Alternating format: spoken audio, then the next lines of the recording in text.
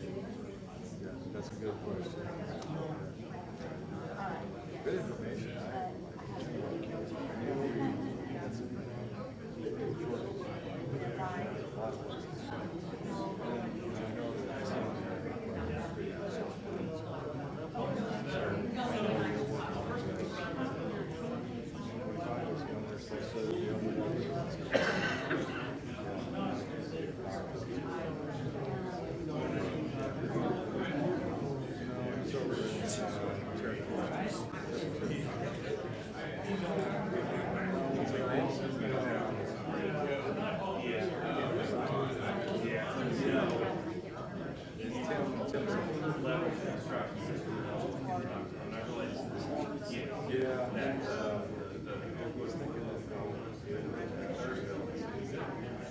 They split it in half. 124 is everything began to go. I think they had.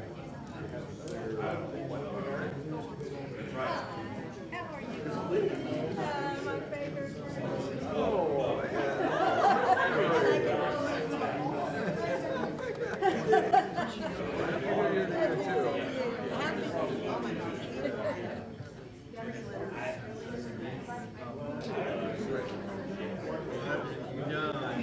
What are you getting ready to do? What are you going to do? Say our prayer? So what do you do? We need a board to discuss this item.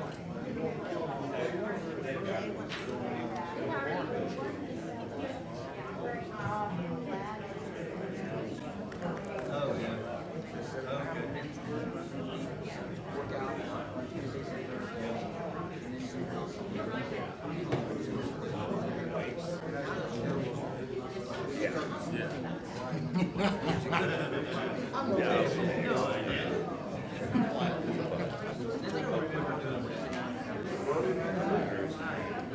Refining it. I don't think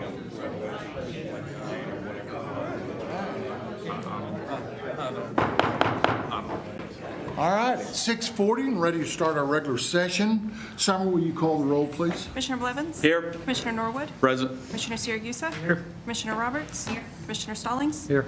Commissioner Orr? Here. And Mayor Mason. Here. Tonight, our invocation will be done by Dan Scheidel of the United Way. I saw Dan out there, there he is. And then our flag salute follow will be by Colonel Matt Ashcroft. So if you'd stand, please. Please join with me in prayer. Heavenly Father, as we begin a new year, we just pray that you would guide us always, satisfy the needs that need to be met during this meeting tonight, and strengthen the mayor, commissioners, and staff as they make tough decisions. I pray that they will be like a well-watered garden, like a spring whose waters never fail. I pray that they will be fruitful. Lord, please guide all of us here tonight so that this meeting will be productive. Let all thoughts, words, and actions be effective and decisive.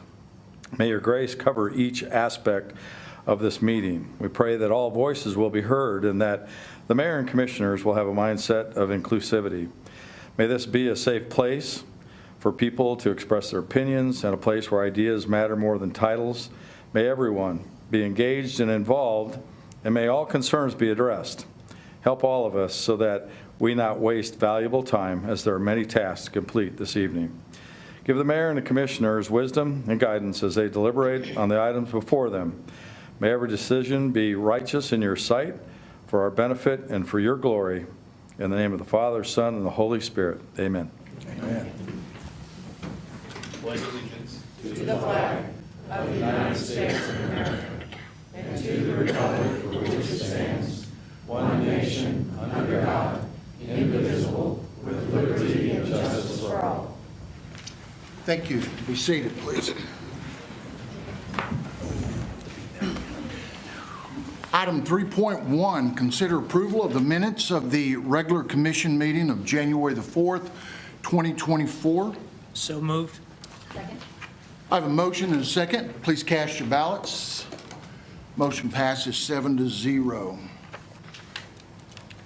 Item 4.1, present pet available for adoption at the City Animal Welfare Department.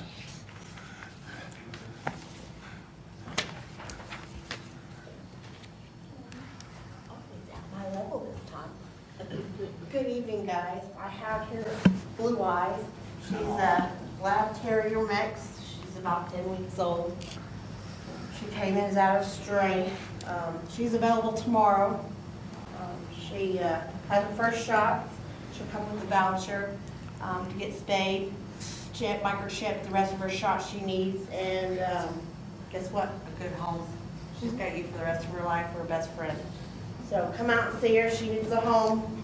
Can't resist that face she has, guys. Come on. You guys have a great night. Christina, before you go, are we still waiving the fees for adoption? Yes, yes, all fees are free. Animals come and go, and then they are free. I mean, no money here. So, can't resist that, guys. Can't say no free, right? Thank you, guys. Thank you. Thank you. Item 4.2, recognize the City of Enid Employee of the Month for January, Gerald.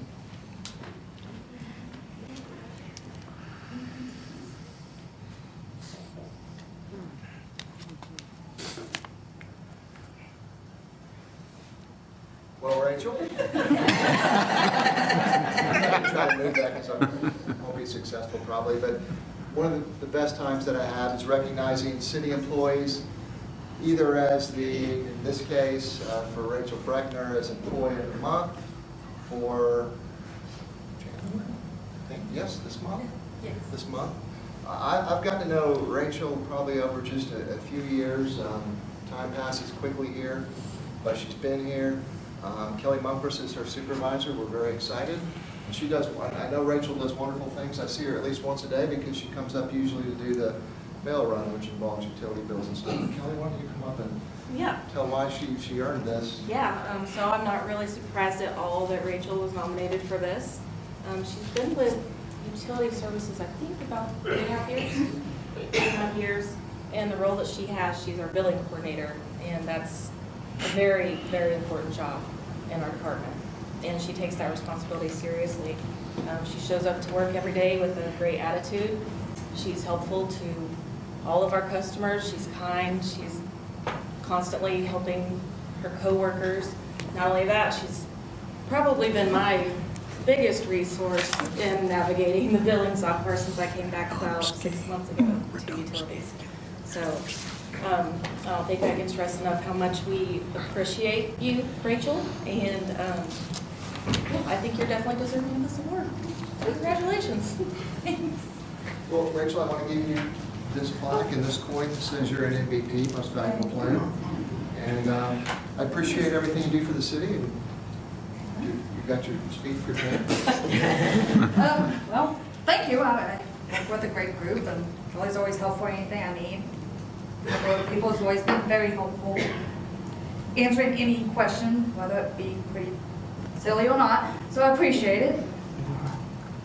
Try. All right, thank you.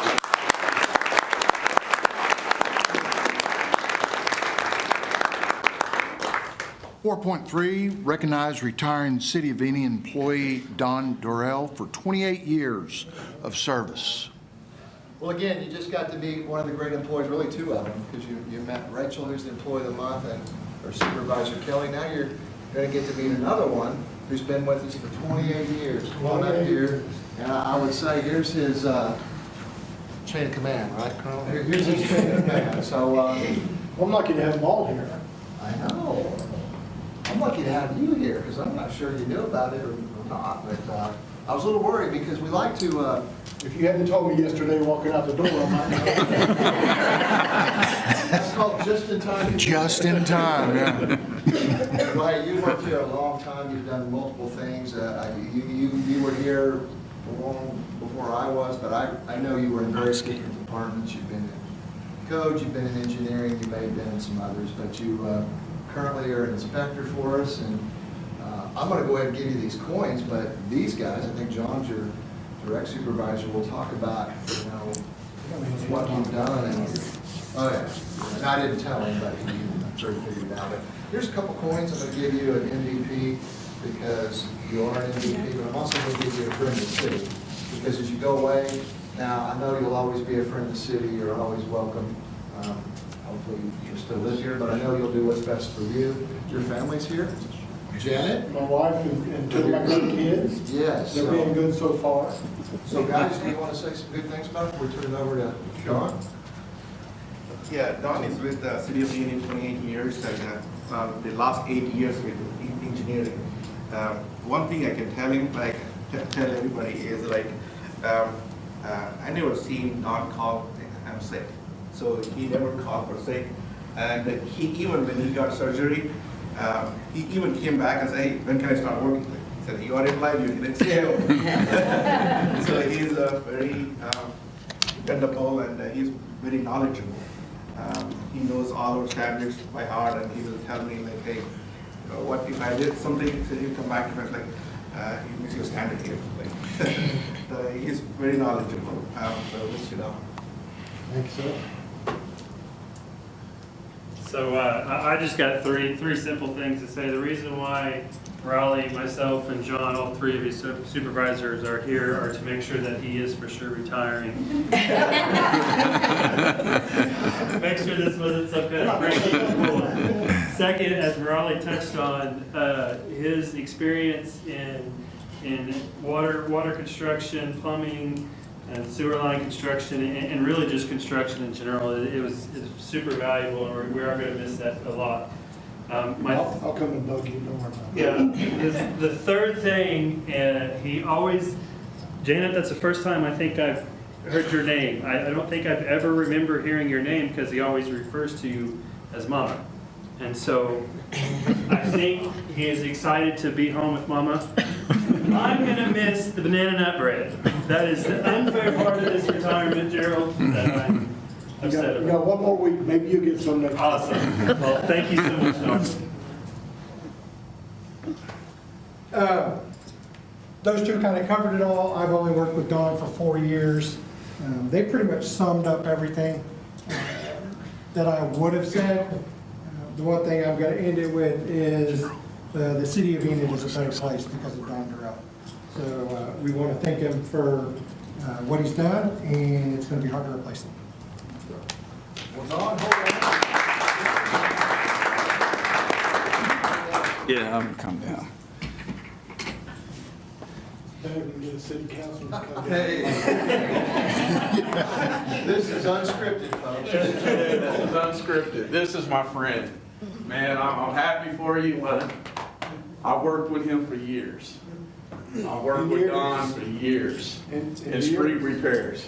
And when I first started, you never came off as a hardball. You were not fair. If you do what I tell you to do. You were fair. I can say truthfully, you were very fair. Thanks, sir. You made sure we did our job right, and you made sure that we were successful. And I just wanted to thank you. So when I started studying the agenda, I said, man, I'm happy for him, but I'm gonna miss you. But I know where you live. And to his wife, and I just wanted to tell you congratulations. Thanks, sir. And thank you for everything that you've done for the city. I've known you for a long time. And my dad too. Yeah. Yes, sir. I'm supposed to talk now? I've enjoyed working for the city, and it's always been important to do a good job. Yeah. I've always tried. Thank you.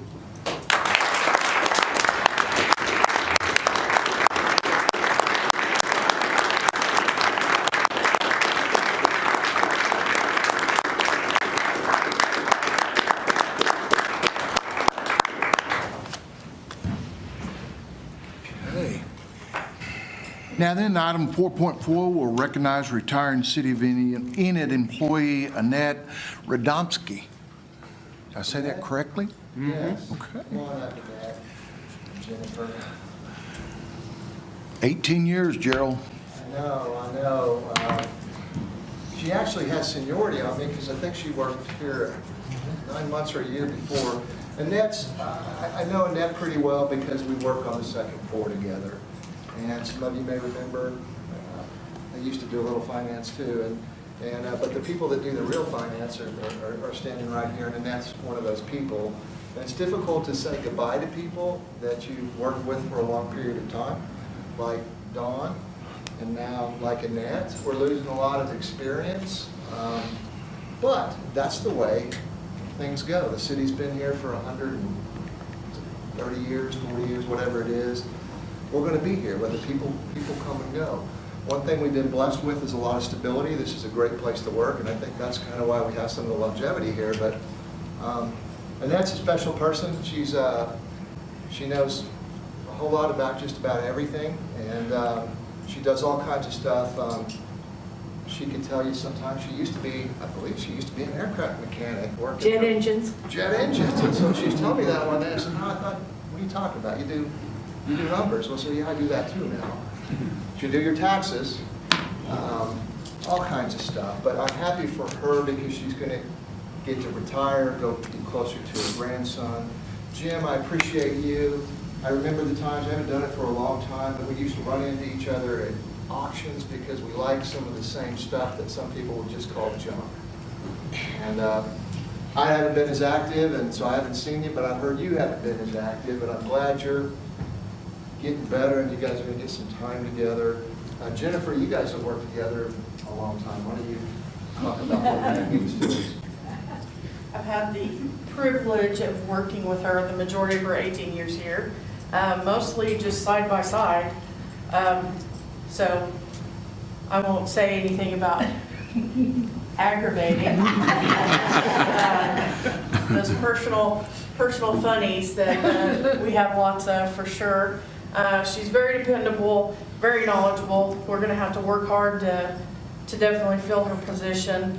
Everybody's already told us that we need to find someone to supply the M&Ms and to feed the fuel for the afternoon snacks and things like that. So we're working hard to figure out someone that actually wants to do that.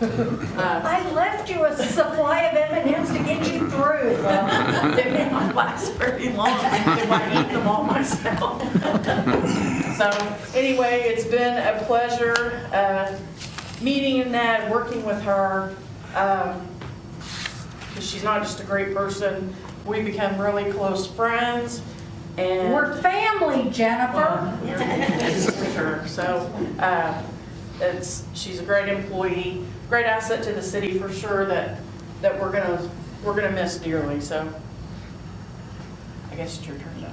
I'm going to go ahead and give you this one. You're a most valuable player too. You always have been, and you're always going to be a friend of the city. So. Thank you. And I know we're going to have a heck of a party tomorrow. I think Yes. Tomorrow's the Yes. last day you're coming in. So. Yes. And I'll still have, even when we relocate, we'll have ties to Enid. My mom and brothers still live here in town. I will need to call you probably at least once a week to figure out what's going on because she has an uncanny ability to know what's going on a lot of the time. And she told me something the other day about someplace coming into town. I said, what are you talking about? And then I confirmed that today with code. So Yeah. thank you for being a good source of intelligence. I want to thank Gerald for giving me a chance when I did decide to change careers midlife. Because, as he said, I was a jet engine mechanic for 15 years of my life, and I've only been in accounting for 20 years. So Gerald gave me a start and had faith in me, and Jennifer taught me a lot because Jennifer and I were co-workers before she became my boss. And so we have become friends and family. And this is one of the best places to work. Mm-hmm. And I want to thank my husband for standing beside me and supporting me as I did change careers and went from a normal 8-to-5 job to one where Gerald and I have been known to stay up here till 1 o'clock in the morning putting out a budget book back in the day. We haven't done that for many years. One time. One time you did it without me. Yes. The one time Jennifer wasn't able to be here, there was 3 of us up here until 1 o'clock in the morning making copies of budgets. But I've enjoyed it. It's been a pleasure, and I'm going to miss every one of you. I've interacted with a few of the commission, and they've always been a pleasure. Thank you.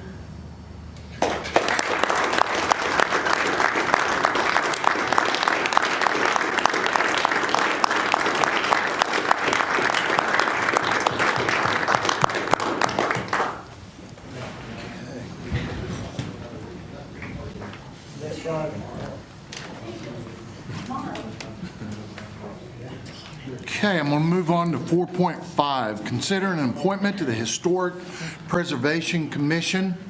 We have one opening on this board, and we have 2 applicants. We're going to do like we have in the past. I'll call your name and just ask you to come up and speak why you think you'd be a good candidate to be on this board. And I think, Commissioners, you have your ballots. We'll cast ballots here shortly. So first on the list is Tilly Sewell. Ms. Sewell?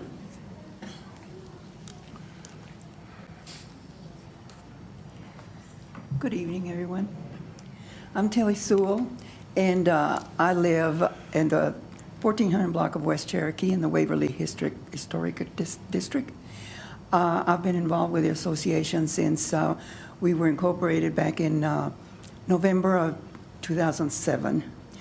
I'm still associated with the Waverly funds. We have funds that we help our homeowners with them repairing their sidewalks. I've got one prospect right now that I'm waiting on them calling me back to see if the city will help with their sidewalk. We had several members on the association, and several have decided to sell and move out, but I've been at my house since July of 1974. So this coming July, I'll be there 50 years. So we're still managing funds, still that we can help the homeowners in Waverly to be able to beautify their front yard with fixing their sidewalks. So I appreciate y'all's vote. Thank you. Thank you. Our second candidate is Christine, and I hope I say this right, Poise? You got it. Did I? Okay. Thank you. Thanks, Summer. I asked her, actually. So. Thanks, Summer. Well, I didn't know I needed a speech, but here we go. Anyway, I have lived in Enid for 3 years. Vance Air Force Base is how we ended up here. My husband's active duty. I've been very blessed to get into Enid, Newt, and Bucks and see how civics works in this city, and it's been so warm and welcoming and open to be able to participate and help. So that's why I applied for the board in the first place, to see if there's something I could do to be helpful in local government. My background is nursing, nurse manager for 16 years, opened a business when I got here, changed careers a little bit, bought a property here from 1920, so I take great pride in keeping up its history and preserving it. And hopefully I can be helpful to you. Okay. Thank you. Thank you. Thank you. I appreciate it. I'll ask commissioners to fill out your ballots and pass them down this way. I think Summer's going to take those. I will say, whoever does not win this, please remember we have a lot of boards and we need help. So if you didn't win this time, please come back. All right? So while Summer works on that, I'm going to move on to, we've added an item 4.6 where we can go back and talk about anything that didn't get talked about on the study session. And so I think there were 2 items that we had just run out of time on during that. I want to start with, I'm going to go back to the 3.4 and discuss the Cleveland Street widening project. Jason. Thank you so much. I appreciate that we've added that. I know, you were the one always getting cut, I know. I don't have to set on a presentation for a week. Thank you so much for having me. I'm going to quickly go over kind of a status update of the Cleveland Street widening project, just to help, recall y'all's memory on what the project actually is. This is the portion of Cleveland between the railroad tracks and Willow Road. Overall, the project, the primary focus of the project is to widen the road, but it included a lot of different components, including drainage expansion of the Willow Ponds, and then also construction of a drainage channel, a new water line, and a lot of good stuff. So, of course, a couple other comments I always want to throw in there is Willow Road will not be impacted as part of this construction. A timeline for y'all, and if you guys have any specific questions on anything, just please pause or holler at me and let me know, and I'll fill you in a little more. Overall, the project began in January 2018. That was when we had our first I say we, I wasn't even here yet. We had the first meeting with the consultant. We got 60% plans in May of 2018. And then that's kind of like when the ODOT portion of the project kind of kicks in. That's when a lot of reviews happen back and forth between ODOT and the consultant and us. And so it's kind of a three-way review process. And that's, it got the 90% plans in 2019. Once we get 90% plans, that's when we can actually start moving forward with physical parts of the project, including right-of-way, utility relocation, and getting some of the drainage projects done. As part of the utility relocation, that included the water line, and then also included all services, basically, if I can put it that way. AT&T, Suddenlink, Dobson, all the fiber companies, gas, electric. So we had several different components to accomplish that. That kind of brings us into, I'm going to call it the modern era of the project, I think is a good way to put it. In May 2023, that is when y'all signed the ODOT agreement, and that was basically telling them we are comfortable with you taking that out to bid.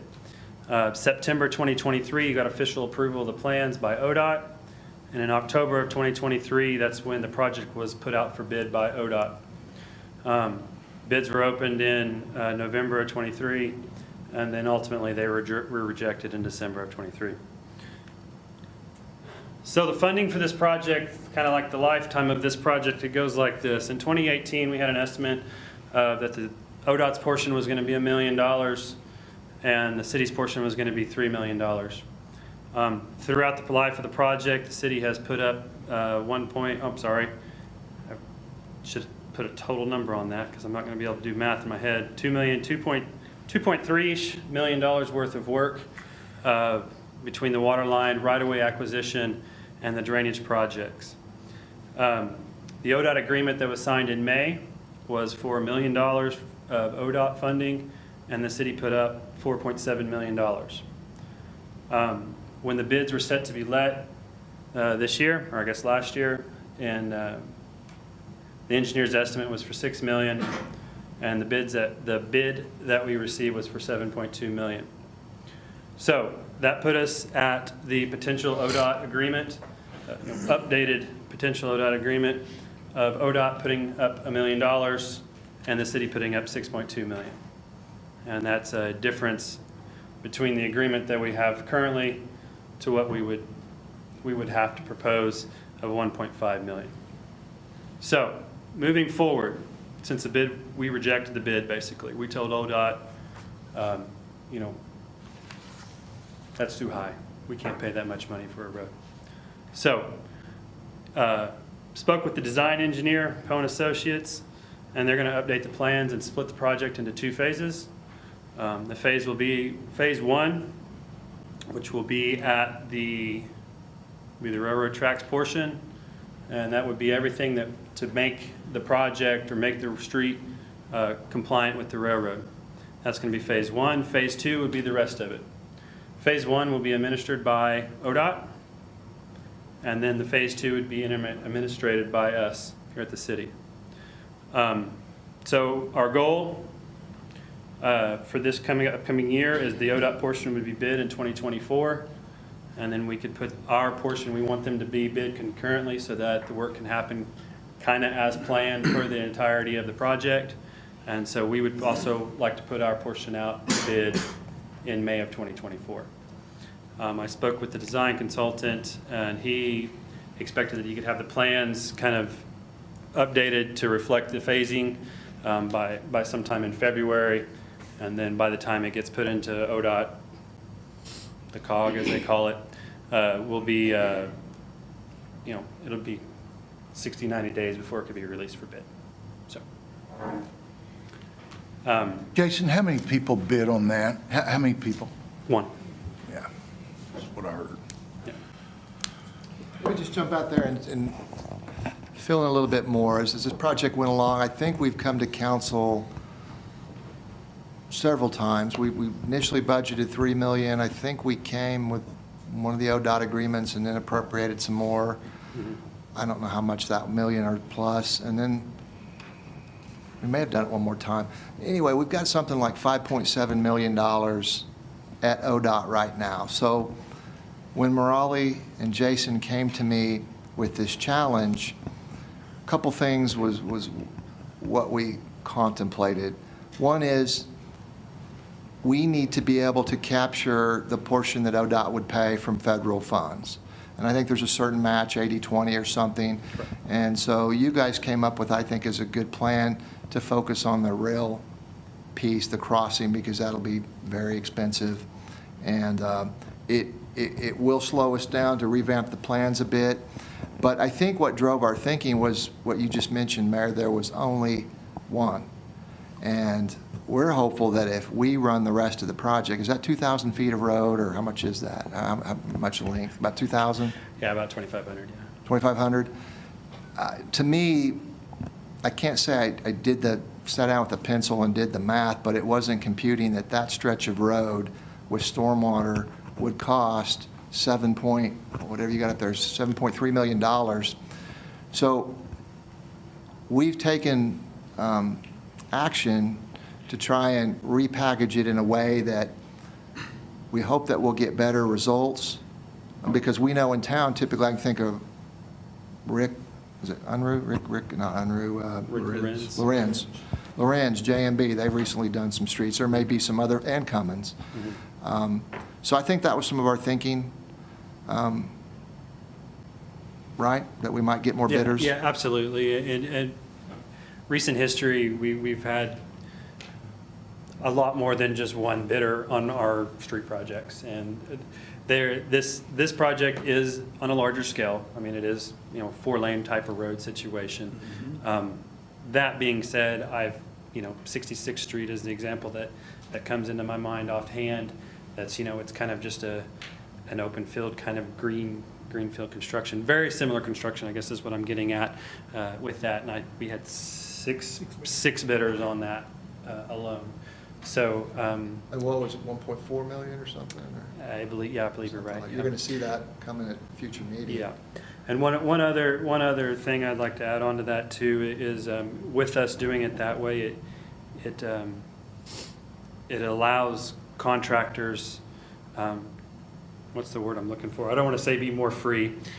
There's not as many restrictions on the overall project for the contractors as far as DBE requirements and things of that nature. So.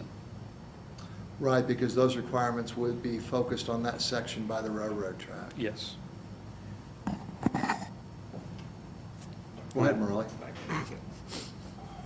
Anyway, so we wanted to give you that update because I'm sure just like the public, we're wondering what's taking so long. So we feel like this is a good approach. So we've come to tell you what our approach is and what our expected timeline is to move it forward. So do you have questions? Yeah, I'd just like to say something on it. Gerald, in the engineering department, having experience in that, I think the challenge there is the railroad crossing, because there are a lot of different laws and restrictions when you're dealing with the federal government. So sometimes it can be challenging to the point to where contractors are like, hey, I really don't want to deal with that because of all the different laws and everything. So I think I know that's what's going on. I ain't gonna say I'm thinking, I know that's the challenge. So, and I understand it because it's a big liability on the contractors. And when you start talking about bonding, there's a lot of bonding issues. You're talking about maintenance bonding and mechanical bonding and all these type of different bondings. A lot of the bonding companies kind of step back a little bit because you're dealing directly with federal easements. So that's the issue. That's why we only got one bid. And I understand it for the contractor's sake. Well, I think this is going to be a lot better to come with two bids, and because I'm not in on 7.3. That's well, I just So what is the plan now? Is it still 4 lanes? Yeah, the overall project, concept of the project is not changing. So basically, it's a four-lane, undivided Yeah. with curb and gutter, and then it's going to have a trail path on the west side, sorry, I can't remember. Okay. Along the west side and sidewalks on the other side. Now, when we did Willow a long time ago, that stretch in between Cleveland and Garland, or Cleveland and Oakwood, that was for that whole mile section, not, do you think only doing half and half, that may be why we're having problems getting bids, or, just for future reference, I mean, it is what it is at this point. You guys want I think, like the market and, like Commissioner mentioned, like the complexity of the trail. I mean, like railroad was one of the issue. I mean, they still have to deal with the railroad on Willow, of Yeah. course. But, yeah, I mean, we all remember, like, when we had the railroad on Willow, we had to shut down the whole street for almost like a year. Yeah. To get that one done. But on, like, if we go back, like, recent project, Cleveland intersection, Cleveland and Chestnut, and the whole intersection plus the half mile, still together, it's not $7.2 million. So just to give the perspective of it, complexity and stuff like that, that's why we wanted to see if I can eliminate, if I can bifurcate between the intersection, road intersection, plus the street, maybe we can get a better project, better bids. That's the reason we are trying to look at this opportunity. Okay. And the intersection, like a railroad crossing and the street, we're still going to be bid by ODOT because of the complexity and the federal grants, $1 million, so 80-20%. So we still want to ODOT administer that portion. Then the street portion, city is going to administer. Sure. That's all I have. All right. Any other questions, comments? Okay. All right, thank you. Jason, appreciate it.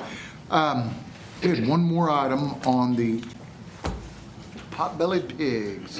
Yeah, I'm going to go Yes. through this first. This can be pretty quick. We've had this, we've had an ordinance about pot-bellied pigs for, I think, over 25 years. And at the time, I think even the pot-bellied pig definition is a little, the label is not particularly accurate. Now people are calling them micro pigs. The important thing is that on average they live 15 years and some live over 20 years. So with everything, with time, the adult pigs can get a little bit heavier. So in reading the literature, I determined, helped by someone that has a pig, that 100 pounds is probably more sensible. And we kept the 20 inches in height. Any pig that's under 100 or up to 100 pounds and 20 inches in height, we will presume to be a pot-bellied pig. And for adults that exceed 100 pounds or 20 inches in height, the owner can go to a veterinarian and the veterinarian, he or she, can certify that the pig is a pet and is not being raised for human consumption, and it will be classified a pig. The ordinance has long said 2 adult pigs per household. We also have a rule that you combine your pigs, your cats, and your dogs, and you can have up to 5 of any combination. Obviously, with taking 5716 and 57A1 together, you could only have 2 adult pigs. Mr. Gilbert asked me about, well, why are we talking about adult pigs? That's because of litters. 7.7A1 says that you can have a litter of dogs, cats, or pot-bellied pigs, and until they are, and it doesn't count towards your 5 until they're 6 months. So that's the change, and if there aren't problems, we have a few people that have pigs that will be very happy. We have not had problems with So, pigs just out otherwise. of curiosity, Carol, who's the code enforcement on this? Who do we send out to measure and weigh the pig? Okay, well, we've never. I don't really care. Okay, don't worry about it. It would be animal welfare, and it doesn't happen very often, and we don't have problems with pigs in town. I mean, now, we might have problems with like the wild boars or something on the, in ag, but people we've had a marshal that had a pet pig and brought it in to see me, but people bring their animals to see me a lot. Okay. Very good. Any questions on that, commissioners? I know you think you've seen it all. All right, well, that ends the items on the study session. I'm going to move on to item 5, which is the consent. Move to approve. Go ahead. Move to approve all I'll consent second that items. one. Okay, I have a motion and a second. Cast your ballots. Motion passes 7-0. Item number 6, recess to convene as the Enid Municipal Authority. Item number 7, all the trustees of the authority are here. Item 8.1, approve claims in the amount of $259,025.51. Move to approve. Second. Got a motion and a second. Cast your ballot. Motion passes 7-0. Item number 9, adjourn to convene as the Enid Economic Development Authority. All the trustees are present for that authority. Item 11.1, approval of claims in the amount of $15,101.99. Move to approve. Second. I have a motion and a second. Cast your ballots. Motion passes 7-0. Item number 12, adjourn to convene as the Enid Public Transportation Authority. All the trustees are present. Item 14.1, approval of the claims in the amount of $3,908.05. Move to approve. Second. Motion and a second. Cast your votes. Motion passes 7-0. Item number 15, adjourn to reconvene as the Enid City Commission. Item number 16. Oh, almost missed. Before I go to item number 16, I want to go back to our 2 candidates for the Historic Preservation Commission. Ms. Sewell, you won this by 6-1. The commissioners that voted were Norwood, Saragusa, Robert, Stalin, Orr, and myself. And Ms. Poise, you received 1 vote, and that was Commissioner Blevins. And like I said a while ago, please come back and try again. We always need candidates for our boards. So thank you very much. Now then, item number 16, public comments. Since this is public comment, I'll remind everybody it's 1 minute, and please address your comments to the entire commission. Ms. Presnell, you're first. Nancy, do you say Presnell or Presnell? Presnell. Presnell. Presnell, yeah. I've tried it about every way possible. Oh, that's okay, so yeah. Presnell, okay. Yeah, think pretzel, only Presnell. Okay. Yeah. I'll try to do That- better on it. However you say it is, that's okay. Hey, you? Yeah. Okay. I've been called worse. Okay, thank you, Mr. Mayor and Commission. If it looks, walks, acts, quacks like a duck, if it recruits to get others to join the duck brotherhood, it's a duck. The same with Nazis, so I'm going to just come out and say that. If it carries a torch in a Nazi riot or rally, well, if it praises Adolf Hitler, if it feels unsafe without a swastika armband, refuses to condemn Nazis or deny being one, then if we finally just call it a Nazi, we're not mudslinging, we're just telling the truth. We're not name-calling, we're just telling the truth. There's nothing else left to call it. And anyway, it's an ugly truth. Sometimes the truth is very, very ugly. But we have to recognize ugly truths. Sometimes those are more important than pretty truths. And but it's not name-calling, it's not hate, it's not mudslinging to tell the truth. Now, Nancy, your time's up. okay, thank you very much. Thank you. Mr. Jenkins, Ronnie Jenkins.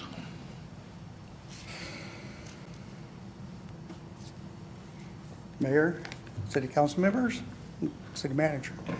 I want to say kudos to last week, Tuesday or Monday night, Tuesday morning, we had real strong winds. My trash can, I had one broken side already. The other side was cracked. The wind took it off.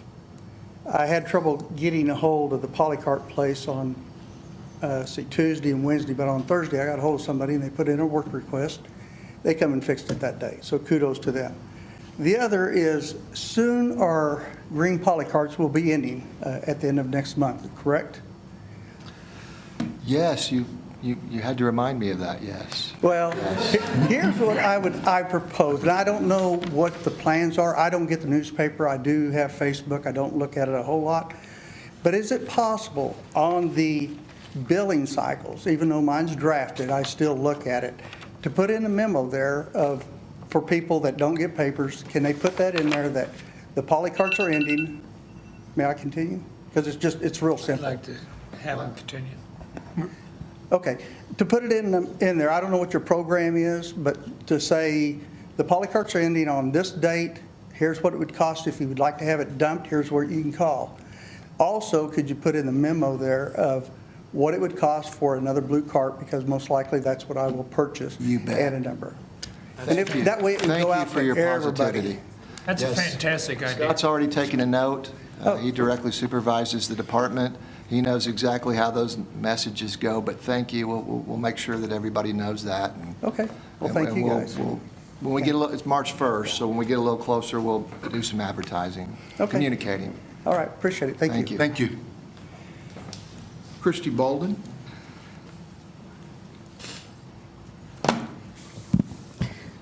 Thank you. I'm here tonight to officially announce that I am not running to be the city council representative for Ward 1.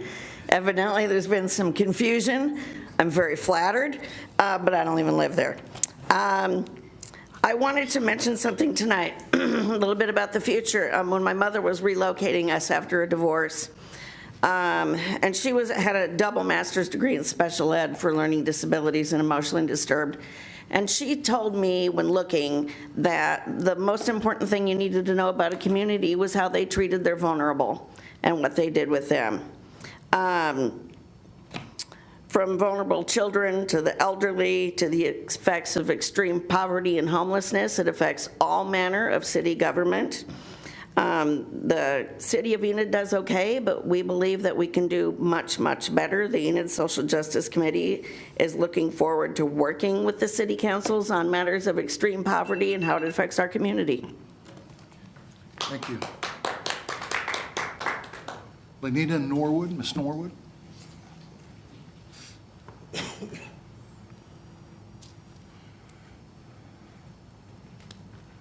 Good evening, Ms. Mayor Mason and all of the city council. Just real quickly, I just want to invite everyone to our Dr. Martin Luther King celebration, which will be on Saturday, the 20th of January. The march is at 1:30 p.m. The celebration program is at 2 p.m.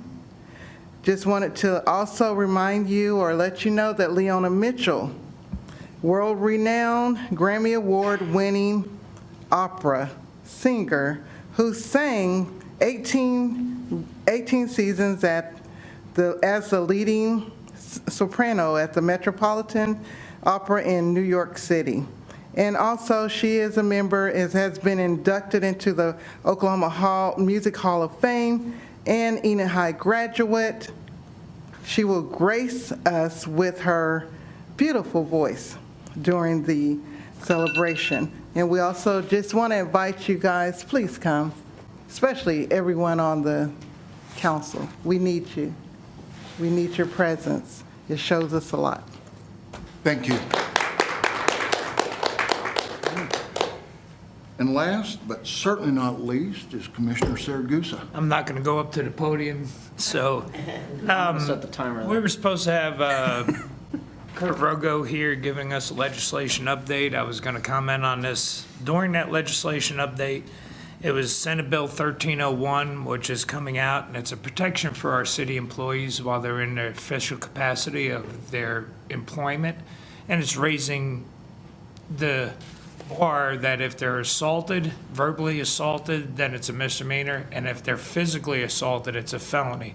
Sort of follows line with the police department and fire department and ambulance, but this will be to all city employees, and I'm going to bring that resolution that I believe that we as a city council should support it and show our support and send our resolution down to the state senate when they go to vote on it. And that will come up next meeting, hopefully. Okay, perfect. That's all we have on public comment. I'll move to item number 17, executive session. 17.1, consider convening into executive session at the recommendation of the city attorney pursuant to 25 Oklahoma Statute 307C11 to confer on matters pertaining to economic development, specifically to for the proposal to entice a department store to locate in Enid. Because public disclosure, this matter discussed would interfere with the development of the proposal and impair the ability of the public body to proceed with this matter in the public's interest and reconvene into regular session to take any action necessary. Move to executive session. Second. I have a motion and a second. Cast your ballots. We will now move into executive session.